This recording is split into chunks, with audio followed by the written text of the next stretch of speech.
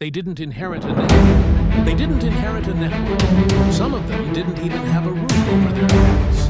One sold matches door to door as a 5-year-old. One slept in his car with nothing but a bottle of shampoo and a dream. One escaped a war with the clothes on his back and a single skill: how to survive. This isn't a story about luck. It's a story about a plan. The same 5 years, repeated across 5 completely different lives, and turned absolute zero into some of the largest fortunes on earth. At the end of this, you'll see why I don't have the resources. Was never really the reason anyone stayed poor. Sweden, the 1920s. A 5-year-old boy realizes something most of us never knew. If you buy matches in bulk from Stockholm and sell them individually to your neighbors, that works in your favor. It's not money. It's a system. By 17, Ingvar, takes a graduation gift from his father and registers a company. He calls it IKEA, an acronym of his own initials, and a farm village he grew up in. There's no cars, no factory, just a billboard of paper. Stubborn furniture didn't need to be expensive to be good, and the competition decides to end it before it starts. Theories of using business to a teenager, buying furniture, translating, leaving countries, manufacturers into an outright boycott. Nobody sells to Canberra.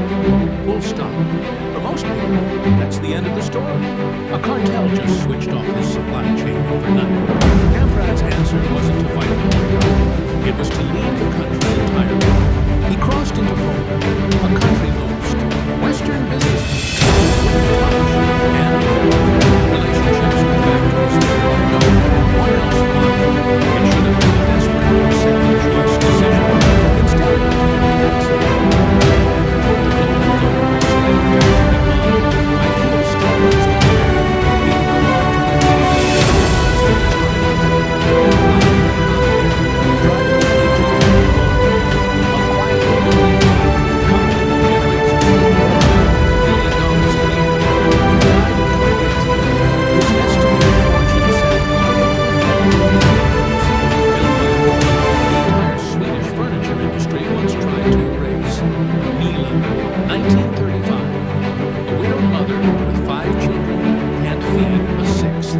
Leonardo Del Vecchio is placed in an orphanage, not out of cruelty, but survival. He grows up being told repeatedly that boys like him don't end up owning anything. They end up working for the people who do. By 14, he's an apprentice in a factory that makes molds for eyeglass parts, and an industrial accident takes part of one of his fingers.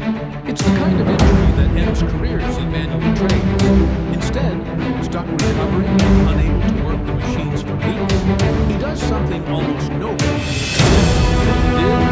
He starts sketching his own frame designs, studying the one part of the business nobody would let him near: ownership of the product itself. In 1961, with borrowed money and a handful of dollars, he opens his own mold company in the mountain town. A work deliberately, choosing a location so remote that skilled creators desperate for work and fiercely loyal in return. He doesn't stop at parts. He starts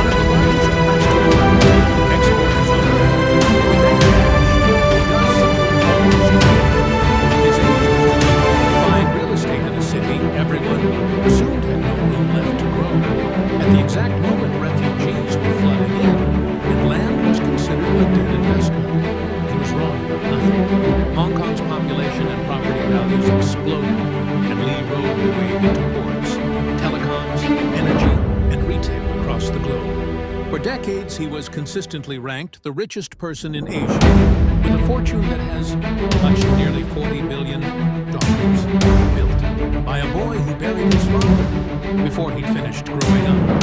Los Angeles, early 1980s. John Paul DeJoria is divorced, living out of his car with his young son in the backseat. He's already been fired from 2 jobs at hair care companies for being, in his own words, too aggressive about doing things his own way. And $700 to his name. He irreversibly, Paul DeJoria, into a single a shampoo. Within weeks, the money was gone before a single bottle was sold. They couldn't even afford new packaging, so DeJoria was pulling bottles out of the trash behind salons to refill and resell. There was no marketing budget, no safety net, and a young son had been a businessman on paper should have died. So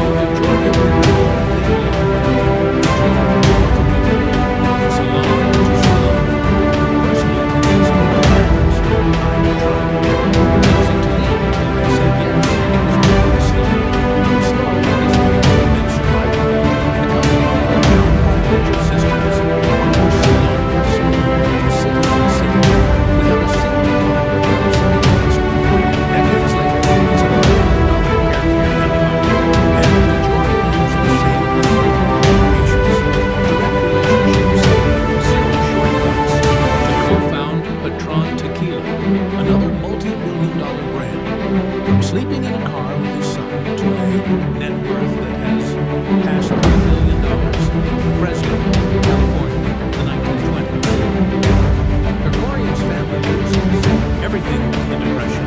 He drops out of school works as a boxer for advertising, and eventually finds World War II ends a suicidal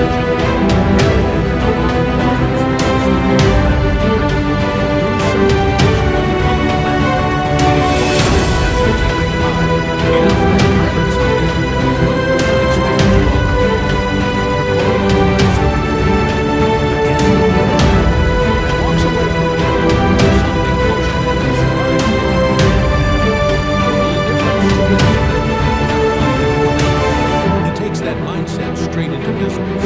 A small charter airline, bought and sold for profit, then land in a town with serious investors.